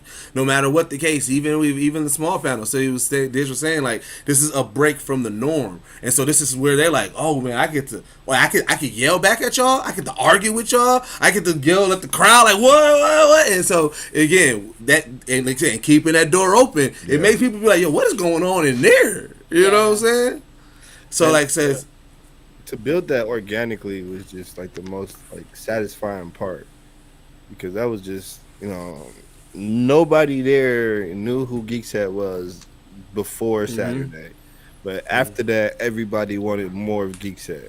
Wanted more, and we like I said, we saw how building community happens, because for the most part, like there may have been like, okay, there was a group of 3 guys that came in together. There's group of 3 women who cosplayed together. There was a couple who brought their kid. There was a random lady by herself. There was like a lot of just pocket of people. But even after the pod was over, and after our panel was over, you start seeing them mingling, talking to each other, exchanging. And it was like, wait, y'all definitely didn't come in together. Y'all definitely didn't seem like y'all know each other. But based off of the conversations and everything that we happened, now and then they like talking about, they literally like, yo, y'all come back tomorrow. Oh yeah, this other con going. Let me tell you about Gen Con. Y'all should hit Gen Con. And I was like, yo, we literally built a community real quick right here. Yeah. You know what I'm saying? That was pretty dope. That was really dope. That was definitely the best part of it, just to realize how many people didn't know who we were at the beginning of the day, to be like, well, you can physically see that you created fans today. Yeah. Yeah. That shit was so satisfying. Oh man, I'm proud of y'all, man. Look at y'all going out there being friendly with the people. I had to hold it down, man.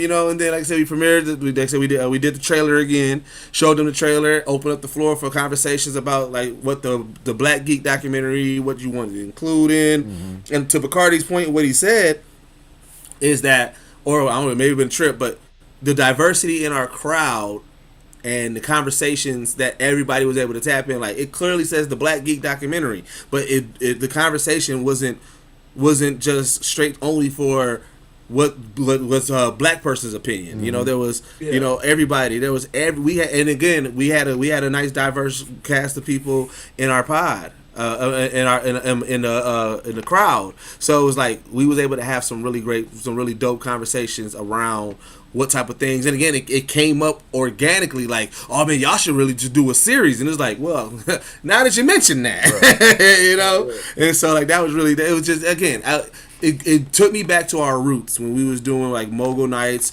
how we did with KondaCon. It's just, you know, of going to a place where people at like our start, nobody knows. We literally started at level 0 going to this con, and we leveled up like fast to the point where, like I said, they wanted us. They were like, "Y'all doing something tomorrow?" Like, nah, we just here for one day. You know? Yeah, I think that was the definite proof when old girl was like, "Oh, y'all gonna be here tomorrow?" Like she left with her friend, came back and was like, "Wait, are y'all doing this again tomorrow?" Then when we told her no, she was like, "Oh, okay, I understand." Left, came back the third time, and was like, "Well, actually, y'all should go to this con in DC then." No, before that, she asked us what other cons were we going to. And we were that is true. This is the only con. This is the last con of the year. Then I shouted out that you were going to Anime New York. And then that's when she was like, well, y'all should come to this con in DC in August. And it's like, I was just going to say, this is our last con? It is. Yeah, technically. On the books. Technically. On the books. Yeah, on the books. Officially on the books. It's the last one. Word. Because remember, we generally do, like I said, 3 minimum, at least possibly 4, but it's always C2E2, Anime Milwaukee, DreamCon, and then like always usually the last one. Yeah, it's usually the last one because it's really not none in the fall. But like I said, I might add Anime 414. Anime 414 is in there in the fall. Yeah, but we never been to one. That's in August this year. That's in August this year. Yeah. We never did Anime before. That's the one I went to. I went to the Anime 414 though. Well, they might have brought it back. This go around of Anime 414, I remember last year they were like, "This is our first year." Yeah. So I don't know if they might have took some time off. So, and came back. King, you might be talking about Wisconsin Comic Con, or Anime, but they. Because they used to have Anime Milwaukee, and so it was always Anime Milwaukee, and then they used to have Wisconsin Comic-Con. Yeah, and then I forgot. I think they folded after COVID. I think COVID. Yeah, this was before COVID. This was This was before the construction. Wisconsin Comic. Yeah, so it was definitely Wisconsin Comic-Con. And so I mean, like I said, I'm not opposed to doing more because, like I said, especially if we're going to be doing this, because I take it back to what Bacardi said. Yeah, I do enjoy introducing ourselves to new people, and I think that's how we're going to continuously build. Yeah. And so I mean, there's a lot of local cons. Like I said, we've been talking for the past 3 years. There's one con that's been really trying to get us, and that's Colossus Con in the Wisconsin Dells. They've been trying to get us to come out. And we just go there. Yeah, we can go there and hit the one at the State Fair that they have. Yep. Well, Mighty Con. Yeah, Mighty Con. My thing is we do Mad Con too. Like I feel like our live podcast setup in general, which I mean, like I'm never gonna we've naturally done the podcast without never knowing what we're gonna do for the podcast. When we do a live podcast, and it's always a great podcast. Like our exposure to people, fucking with us, whatever we decide to do. My thing is, we need a space that we can start creating that consistency. Just like the peers that we love to go see, we can have that too. We just have to have a panel that we can consistently going to every year to create those bigger rooms, the bigger. You know what I'm saying? Yeah, but you niggas can't sing Disney songs. So we ain't gotta sing Disney songs. I'm just saying, bro. You gotta learn. The Little Mermaid, nigga. You can't just be mouthing the words. Sing Under the Sea. I don't know what you're talking about. You said what? You ain't never heard me sing. We needed you, nigga. We needed you. Where was you when we needed you? Where was you at? So, we needed you because our Under the Sea sounded so bad. Horrible. As a collective at DreamCon. Oh, we was all off key. It wasn't no unity. It was bad, bro. After the first Under the Sea, I just stood there and I laughed the rest of the song because I said we lost. There's no way we winning this. I just stood up shit. and it was laughed. Like, I said, what is going on here? Like that was it. Right. So yeah, man. So like, I mean, I don't know, man. Weebcon Indy, it's funny how something like this puts that fire back into some of the things that we do. It reminds you of what we used to do, who we are. Yeah, what we fell in love with this culture for and everything. And then again, like I said, I'm definitely going to make sure to submit panels to everywhere we go. Like I said, I'm going to try to get us a panel at C2E2. We never really tried at C2E2. We always just did press, but I'm going to try to get us a panel at C2E2. I'm going to start moving forward, getting us a panel at Anime Milwaukee. I'm going to reach out to Anime 414. Like, yo, it's going to be different now. Like I said, I feel like that's going to be, because, I think when we were saying that we was tired, we're done with doing press, I think it's more so the obligation of having just to go to the press room, not being active in the con, because obviously we can still get photos, we can still interact with the con goers as creators. But I think that now, if our con season is we're going to these conventions, but we're also doing a live podcast at these conventions, that adds more. That fills every bucket of what we want out of conventions. We're interacting with people. We're able to get the photos. We're creating content. We're able to do something, and reach the people. And I think that should be how we approach conventions moving forward. Setting up a space to sell merch. Definitely. I think, and I also think the catch to it is this is like the natural next step for us. Considering we normally play the background, like you say, as press, that's kind of my issue with press, is the visibility issue. Like, people can hear us and they can see the material that we create from what we pick up at these conventions, but like, I know for a fact the reason why when we do stuff it's so sought out and people want to interact is because of that. Like, people stop me on the street all the time and be like, bro, I heard a Geekset. I know I watched y'all stuff, or I seen something from y'all.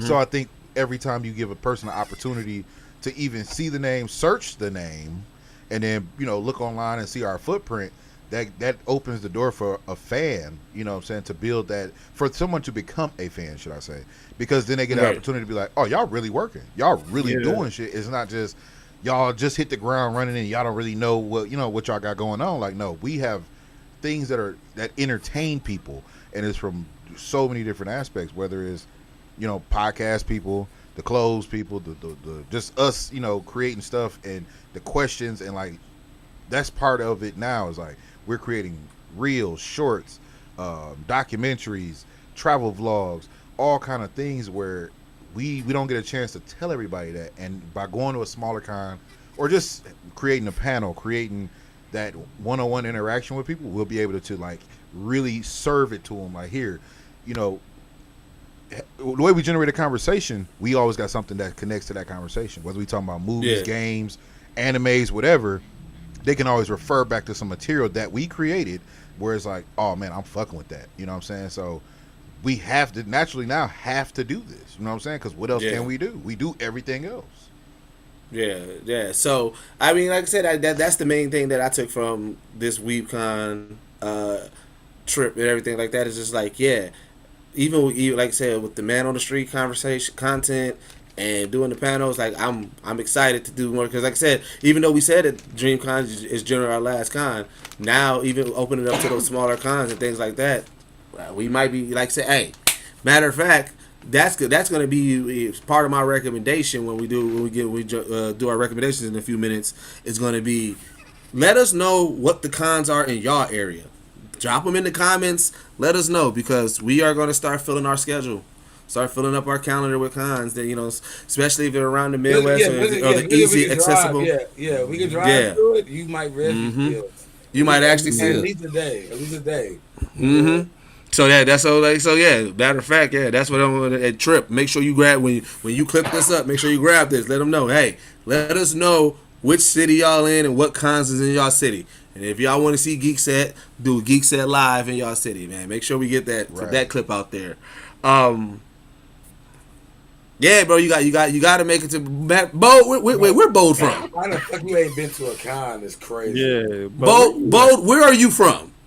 We gonna come to you, Bo. Get your house everybody Sunday, big. We might that was a long time ago. Hey, so they got cons in that St. area, bro. Hey, Bo, DM me whatever con is in St. Louis. Let me know. GalaxyCon? Yeah. I've heard know about GalaxyCon. When is that? Bold, get your ticket for GalaxyCon next year. If you not there, Bold, I promise you, I don't know. We gonna roast you. You ain't about that life no more. You ain't about that life. Like October? Galaxy. So it's potentially this year. Bo, pay attention. We might be announcing something. But yeah. So I don't know, man. Like I said, let's wrap up with final words over the weekend. What you thought? I'll go with you, Ditch. Start with you. Like I said, overall, I think that this was a great grassroots con. This is how you start building community. It's not necessarily just posting online. Like, obviously, that is a huge part of it. Mm-hmm. But there's nothing bigger than word of mouth, and there's nothing bigger than actually shaking hands and talking to someone and saying, yo, this is who I am. This is what I do. This is why you should support. And them being able to see it immediately and just going like that. So even outside of just where are we going to be at, go to some of your smaller cons, build that community with people, and just have fucking conversations. Mm-hmm. Bacardi, throw it to you. I would agree with this. I also say and add to that is like, I think we've been in cons for so long, in a sense now, a couple of years, that we've always used the tagline of like, dog, this shit is huge. Like, we can't find shit. We can't get nowhere. And going back to Weebcon, really realize that you can find, like, it's like a smaller con can still feed you everything you need. Mm-hmm. Like, it can actually give you what you're looking for there at any con. Like I said, even our moment of us thinking that we was going to get flip the table, just because we saw the wording of a picture. You know what I'm saying? Like, wait. All right. So, King, because I don't think you know about this lore. All right. So, we did Crunchyroll Expo. I want to keep putting it on there. As long as I can keep telling that we need to try to find this game, put it on there. Yeah. So, King, we went to Crunchyroll Expo. Obviously, Crunchyroll has anime, right? So in their gaming hall, they had this game called Flip the Table. Now it's literally like the Dance Dance Revolution game. Like it's a big cabinet. It has a table. Fair, the name of the game was called Super Dinner Table Flipping. I already looked it up. Was it? Okay. Yeah. Yeah. Okay. That was but okay. Low name title. no. Yep. So it's like imagine like how you looking at me right now, but it's a half of a table there, right? A breakaway table, and it's literally you're flipping the table and trying to knock off the most stuff off the table. You get pissed, you're flipping the table. Okay. We spent so much time at that because it was such a stress reliever. It was so fun, and we've been searching for that since that was like year 2 Geekset. We've been searching. We've been searching for this game. 2019, I believe. Yeah, bro, we've been searching for this game, this cabinet, at every convention that we go to. Right? Have not seen it since. So we walk in. Now they had a retro gaming hall, right? And so it was like, all right, that's what they had, like all the old school games and everything like that.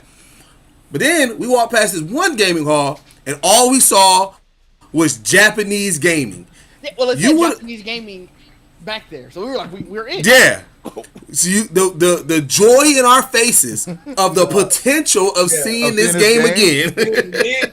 Men look at each other in the eyes so strongly without saying, like, bro, like, niggas stopped doing everything we did to run to the back. Like, bro, the way these niggas dropped everything and ran. What? Like, you would have thought they were getting paid. The game like, is amazing. Like I said, bro, we got one or two more cons to look for, or I will be buying it. Fuck you. Like, where is it? Where is it? Because I will put in. Like, Can you find it on like eBay or some shit? Is this like a man-made game? So I googled it yesterday after we were there, and I couldn't find it. Like, it wasn't there, and I'm like, all right. So now I got the actual name of it. Like, I got the Japanese name of it. I will find this game. Like, bro, because you don't even know what they're saying. Like, the game we played in the Country Road was in Japanese. Don't know the words or nothing. But all you knew is like when they said 1, 2, 3, flip that motherfucking table. Like, like that's all I cared about. So is it like fake food on the table? Yeah, I got a video of somebody playing it. I'm gonna put it in the group chat. Okay. Like, yeah, it's a full. Yeah, we got videos of it. We definitely got videos. Like, I know I got videos of in my thing on Country Road. But yeah, But here's the thing, I kind of like the chase too. Like, I get it that we want to buy it, but I do want to come across it again and have that moment of we finally found you again. I know, wow, hey, that is a good ass lore to have. Right. You just do not know. Like I said, now we talk about so much that I definitely got to go to my video. Cause I know I got video of it. I feel like it was just us. So I feel like I'm the only one. They got video of us playing it, and I gotta find the video of it and share it because yes, bro, like that game, it still lives in my heart as one of the greatest stress reliever games that can. Like, niggas didn't want to leave that game after having a long day, bro, because you just want to just relieve. Like, bro, I'm about to throw this an arcade game. This, bro, yeah, it's an arcade. This is crazy. The table. This is crazy, and you have to flip. Yeah, bro, that's wow, bro. It was so Yasa. Yasa probably got this somewhere over there, like for super cheap. Oh, for sure. This is probably there ain't no. That's crazy. I didn't think about that. We might have to ask Yasa to see if they know somebody. Right. Yeah. Trip. Final words, man, for the week about the weekend. Just for me, to not have known anything about Weebcon, I kind of had really no expectations going in, and to get there and to see, how intricate and intimate it is. It was dope. It was a dope experience. I think just the vendor hall itself was probably my favorite part. Just because if y'all know me, y'all know I collect lounge fly bags for the misses. So just to be able to get out there and see one that really just stand out right away, it's just I think. But hey, Trip was going through it because he just got it at DreamCon, and then as soon as we got there, they had so many ones that we ain't never seen. Yeah. And I was like, dog, they knew. They was like tripping the building. We gotta have these ready for man. Yeah, and then like Eve again, the way we move and groove, man. Like I said, I appreciate that. What else you gonna say? Yeah, no, it just just being able to build that community organically, and leaving there with new Eagle Scouts was just a really good acknowledgement of to the hard work that we've been putting in lately. Just to see that we continue to elevate every year, we take it to a new level. Right. I love that for us. So. All right. And then King, even though you wasn't there, hearing our experience and then kind of like with our new focus and everything and things that we're gonna try to do, how are you feeling? Man, I'm excited. I ain't gonna lie to you. Like I said, I'm actually real salty I couldn't make it because, like I said, my initial plan was to like work a half day and then just shoot down there. But like I said, with the weather, with my battery going crazy, like, and then I also know like we are a balanced team. So like all of us have different attributes, and when we all together, like Bacardi was saying, what we say and do, people enjoy it. I just think it's natural. Yeah. So that was my only worry, was like getting down there and missing something, or creating that feeling where it was like, damn, I wish King was here to explain some shit. So that was it. But just hearing what y'all did, man, I'm really proud of y'all, because like I already said, I'm never thinking like they're gonna go down there and something gonna go wrong. I'm always thinking like y'all gonna go down there and kill it.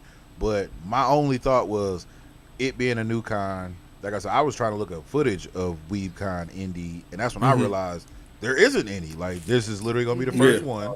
So it was kind of like I didn't want cats to go down there and really, get a bad taste in your mouth, or kind of feel like this was so lackluster, because I mean, honestly, I think we're a show, bro. Like I ain't gonna say we're a show, but when we go places, I think the way we dress, the vibe, everything we give off, we fit well at DreamCon, because we bring like a certain level of comforting and laughter, and like, okay, these these grown men, but y'all niggas is fun. Where at a smaller con, you never know. You know what I mean? It could be a whole lot of different vibes, whole lot of different emotions. So just the fact that y'all went down there and, like you say, built a community and got some people linked in where they like, hey, I'm rocking with y'all. I wish y'all would have came back today. Like, that's dope. You know what I'm saying? I'm beyond proud of you niggas, man. This shit. Appreciate that. I can guarantee what we gave them, they never had that at Weebcon Indy. Well, in Weebcon. So they definitely never had that. Yeah. That's what I said. Because I feel, because here's the thing, and I feel like as much as we keep on saying we've been going to Anime Milwaukee hasn't even had a version of This Is What We Do. Yeah. Like, it's crazy, because in DreamCon, it's a lot of that. You're literally seeing that is the premiere of kind of what we do. There's a lot of versions of what we do at, like I said, Anime After Dark, Do the Wrong Thing podcast, like I said, there's a lot of show go high. There's a lot of what we do and different variations of what we do with different personalities at that type of con. But Anime Milwaukee, I don't remember a live podcast, Black Live podcast there. C2E2 we've been covering as press. I don't remember seeing any of that there and things like that. And so we have that opportunity of continuously showing. Again, and I feel like this is a blurred space specific type of thing. There's a lot of blurred spaces that are in this type of realm of what we do. But again, everybody shoots for the Blurred Con and the Dream Con. And so we are, again, as being the reporters of the culture and also being representatives of blurred culture, I think it's like that is definitely a part of our duty as well. It's like, let's show what also these other cons can get this same type of entertainment and same type of fun, and I think that we have a great opportunity to seize that. So I'm excited about that. Did y'all want to get into quick recommendations before we get out of here? I mean, I would just recommend everybody go to more local conventions. I think we all on that same wave. I think let's just end it as a group one with that. Go to more local. Yeah, go to your local cons. Support your cons, man, because you never know. Local indies, man. You never know. They may request us to come down there. Support your local cons. Yeah, not even that. And if people, man, are really put on, like this is their livelihoods, but not only that, it's their life. You know what I'm saying? A lot of people they create them prints, or they draw, they paint, you know what I'm saying? They creating clothing, like all of that stuff, man, it's not just one convention a year that they go out here and do it for. So the fact that these smaller cons, you never know what you might find there or who you might find there. So that's Especially my thing. I was gonna say, especially like on that same wavelength from the internet, there's always time and time that people like they'll repost something like, bro, this is fire. I wish I could get a copy of this. I wish I could print this. I would put this somewhere. It's like more often than not, like they're gonna probably be at those big cons, but before they get to those big cons, they are at these local cons. You're going to see stuff like that there because all these artists have to start somewhere. Yeah, right. And not only that, man, think of the actors, think of the voice actors, think of like the animators that show up. Bro, I walk past voice actors, man, who I've heard for years, bro, and I've always thought, man, like, man, I wonder what this dude look like. And it's just, it always blows my mind how they can be on the floor signing autographs, giving away stuff, selling merch, and it's like, bro, this is their hustle too. You know what I'm saying? Like, the voice acting is there, and we all commend them and talk about them, and you know, anytime you hear the voice on a different character, it's like, oh yeah, I know exactly who that is. But the fact that they're there, bro, this is not saying it's a big deal for them, but I think that support goes a long way. Of people just more, and I know people, bro, I ain't gonna jack to you, just talking about conventions in the shop. People want to go so bad, but people don't know it's for them. You know what I mean? Like if it's a sales convention, if it's a closed convention, I think those people know, go there for that. But you could be like, my wife is a Hello Kitty fan, right?